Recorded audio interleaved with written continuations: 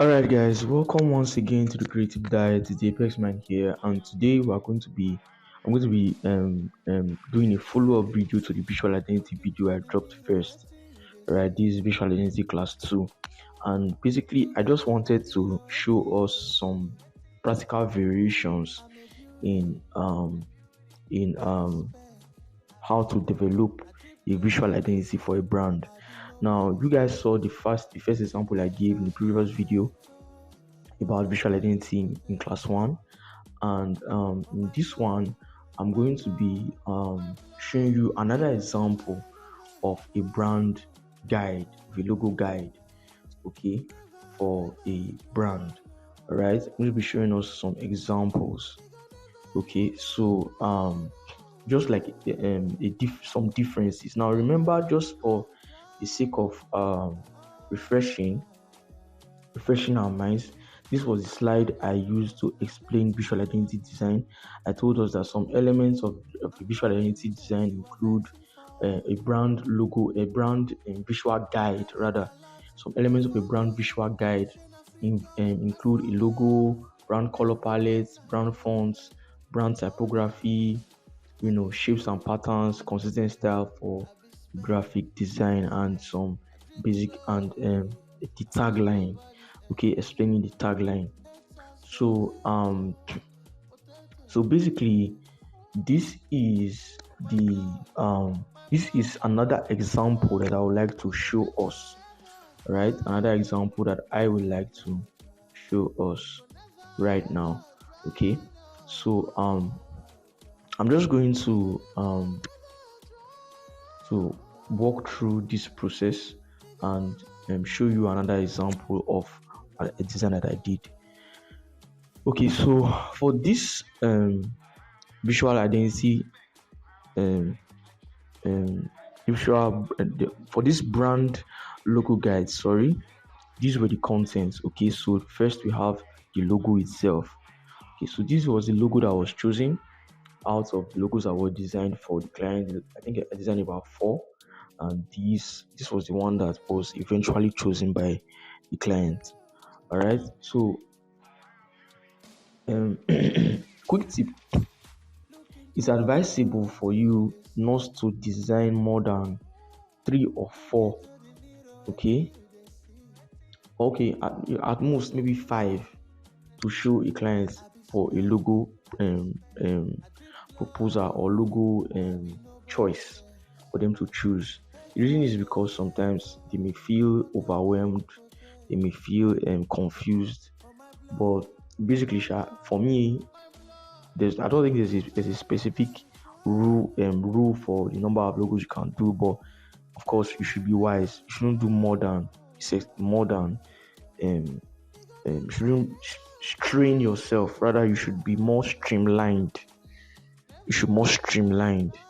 Okay, your focus on your design should be more streamlined. Okay, so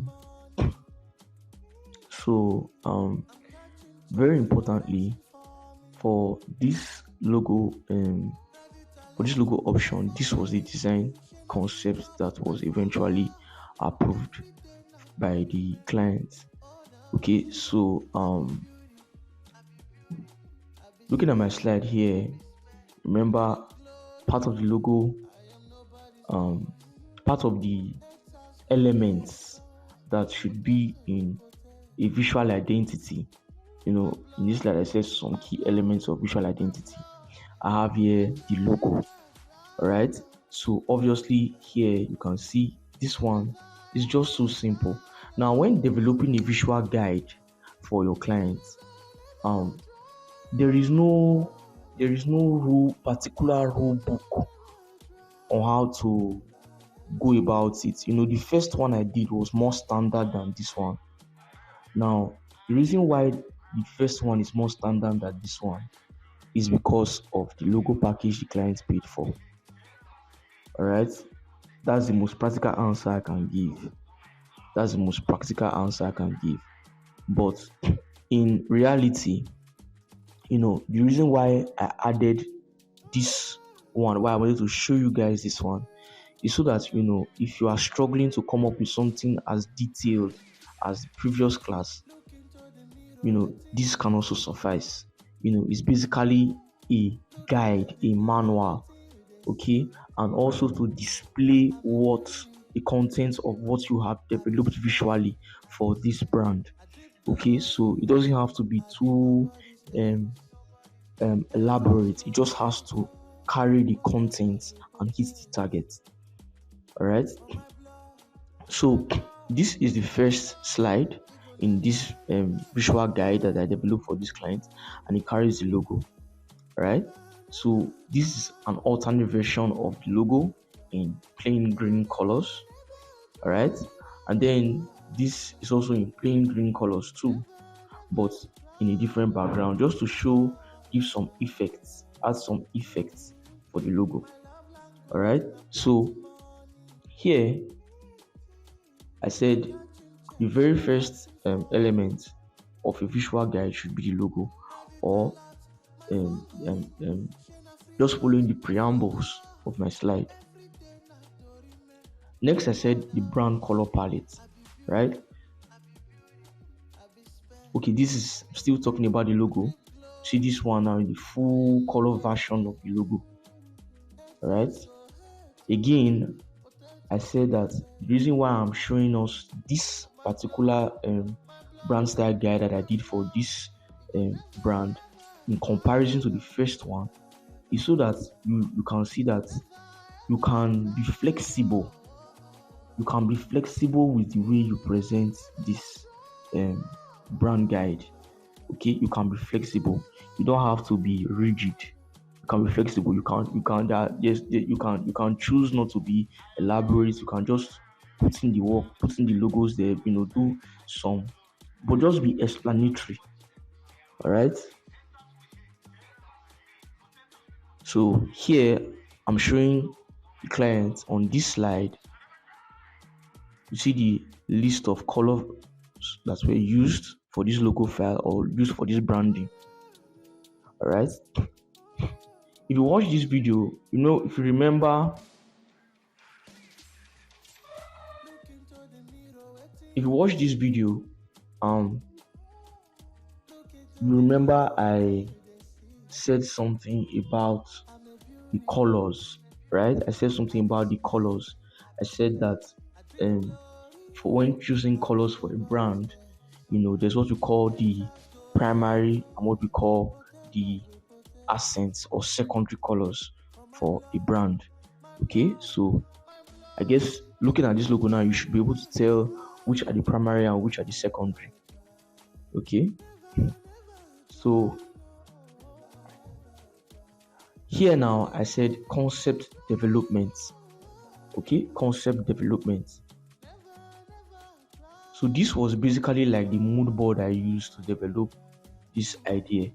All right, I developed the logo idea from the name of the property. From the name of the brand. The name of the brand is Daylight. So I just basically used this to develop my concept, Bob, sunrise, house.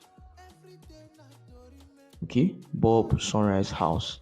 So that was the way I was able to develop this concept for this logo. All right, you can see the house with the sunrise behind it. And at the same time, the sunrise is forming, the house and the sunrise is forming a bulb shape at the same time. Notice that it's forming a bulb shape at the same time. So I just combined three concepts to develop this logo.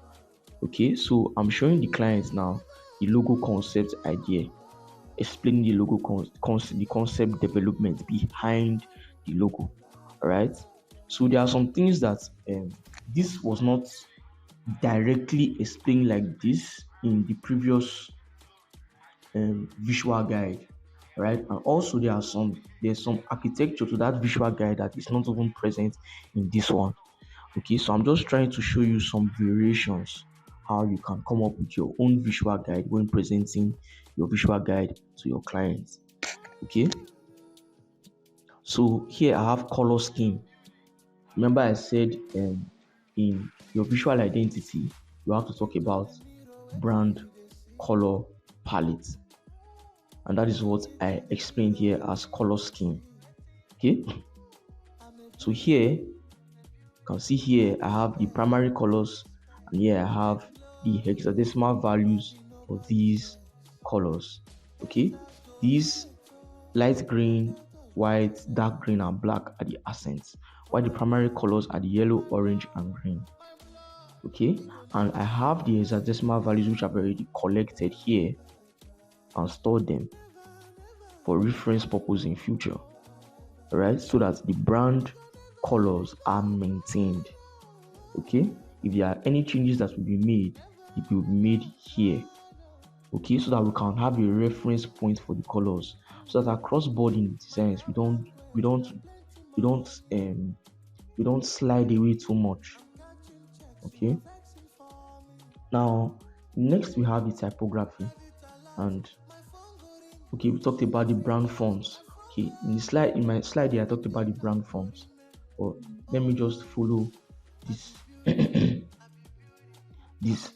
my brand style guide here. All right, so for the typography, I represented the typography this way. Remember I showed you guys previously in that last slide, I showed you guys the logo anatomy, or the breakdown of the logo choice that I use for that design, for that brand. Now for this one, you can see I have labeled the logo type, the logo font, or the logo type, Dialight. I used to write Dialight is distro bold. Okay, which is the logo font. While the sub font is Montserrat. Okay, the sub font is Montserrat. Montserrat extra bold, or the Montserrat font family in general, is the sub font. Okay, and if you notice the way this my logo, this is my brand style guide that I developed for this brand. If you notice, the same way I followed the type, the same way I followed the typography here, where I use the sub font as the body text for this visual guide, is the same way I followed the same principle of using the sub fonts. I use the sub font here, Montserrat, as the body font for this visual guide. All the fonts I'm using here belong to the Montserrat family. Okay, for my header, for the header and everything I use here is actually, so I've converted text to curve now, so I cannot display the text for you, but this font is actually Montserrat. So I'm using fonts that are peculiar, that I've chosen to be peculiar to this brand. I'm not coming to use a different font entirely for the visual guide. All right, I'm sticking to the choice of font that I've already chosen for this brand, and I've chosen Montserrat as a sub font, so I'm sticking to that. All right, next we have brand pattern, just the same things that were in that previous visual guide, but being displayed in a different way. All right, so here I have brand pattern, and here I chose this sunrise. You can also see in the background here how I blended the brand pattern here. Okay, here I use the sunrise pattern, to represent light. Okay, for this brand. Okay, this is the brand pattern I chose. Okay, you see the different representations of the brand pattern. Here it's looking soft and faded. Here is sharp, the yellow on the dark green background. And then there's this instruction here: do not place logo on backgrounds without proper contrast. Okay, while here, achieve contrast on background using shades of brand colors. Okay, so this is the instruction for the brand. Okay, remember I said that the brand visual guide is basically like a manual, so I'm just explaining to them in case if maybe another designer is going to take up the project from where I stopped, or take up their visual representation from where I stopped. The next designer coming should be able to understand what the foundational blocks that were used to create the visual identity, so that he can be able to maintain that standard, that visual standard that I have created.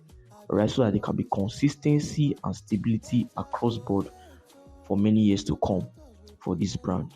All right, so you can see that this business or this brand, sorry, this visual guide that I developed for this one contains everything. It has the brand font, all right, that's the brand font and the typography. It has the shape and pattern, and it has the instruction for consistent style, just the same way that first visual guide also had. So you can see that even though this was a different project and I followed a different layout, I followed a different approach, I still followed the exact steps and procedures for this visual guide. All right, so this is how to develop a visual. This is another example of how to develop a visual guide for a brand. All right, so thank you very much for watching. Do well to like, subscribe, leave a comment. Nobody's haters go hate, potato, potato.